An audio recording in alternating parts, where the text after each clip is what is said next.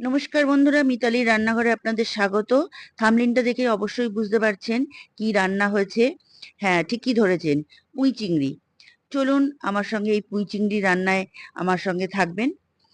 এই যে দেখুন, আমার ছোট্ট একটু উঠোনের মধ্যে ছোট্ট একটু বাগান। এই বাগানে নানা রকমের গাছ আছে, গোলাপ গাছ থেকে শুরু করে বোগনভেলিয়া এবং নানা রকমের গাছ। এগুলো সব গোলাপ গাছ এখানে রাখা আছে। এখনো কাটিং হয়নি, সেপ্টেম্বর মাসে কাটিং হবে। আর এই যে দেখছেন, এই যে জোয়ান পাতার গাছ, খুব সুন্দর ফ্লেভার। এই জোয়ান পাতা খেতে খুব ভাল লাগে। আর এই যে আমার বাগানে ছোট্ট অল্প একটু জমি, সেই জমির মধ্যেই গজিয়ে উঠেছে অনেক পুঁই শাক। তো এই পুঁই শাকগুলো একদম ফ্রেশ টাটকা, একদম কোনো সার নেই, কিছু নেই। এই পুঁই শাকগুলো তুলে নিয়ে আজকে আমি এই পুঁই শাকগুলো রান্না করব। তো পুঁই শাকগুলো আমি এখন তুলে নিচ্ছি, তুলে নিয়ে ভালো করে ধুয়ে টুয়ে বেছে টেছে করে নেব। দেখুন, গাছটা দেখলেই মনে হচ্ছে কি ফ্রেশ, একদম সবুজ, এত সুন্দর। মানে এত পুঁই শাক হয়েছে ওখানে যে আমি কিছু গাছ তুলে নিয়ে ওই জায়গাটাকে একটু হালকা করলাম। তো পুঁই শাকগুলো ধোয়া হয়ে গেছে, সবজি কেটে নিয়েছি। সবজির মধ্যে কুমড়ো, বেগুন, ঝিঙে আর আলু নিয়ে নিয়েছি।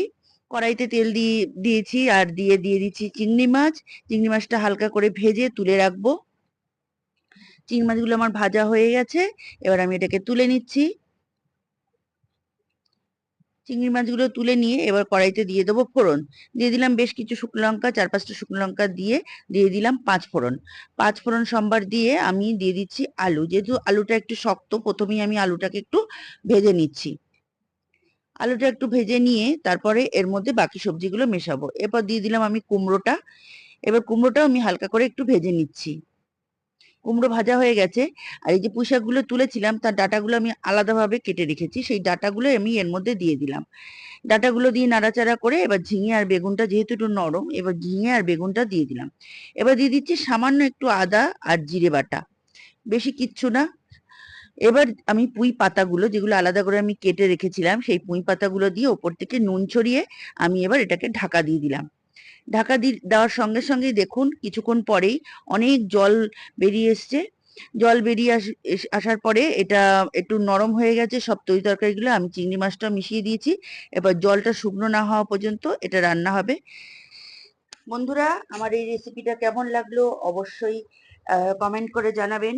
রেসিপিটা যদি ভালো লাগে তাহলে ছোট করে একটা লাইক দেবেন, আর রান্না করে অবশ্যই কমেন্ট করবেন। আর আমার চ্যানেলটা যদি সাবস্ক্রাইব করা না থাকে তাহলে অবশ্যই সাবস্ক্রাইব করে নেবেন। বেল আইকনটা ক্লিক করবেন, যখনই আমি এরকম কোনো রেসিপি আপলোড করব আপনাদের কাছে যেন চটজলদি পৌঁছে যায়। আপনারা সবাই ভালো থাকবেন, সুস্থ থাকবেন, সাবধানে থাকবেন। Thank you.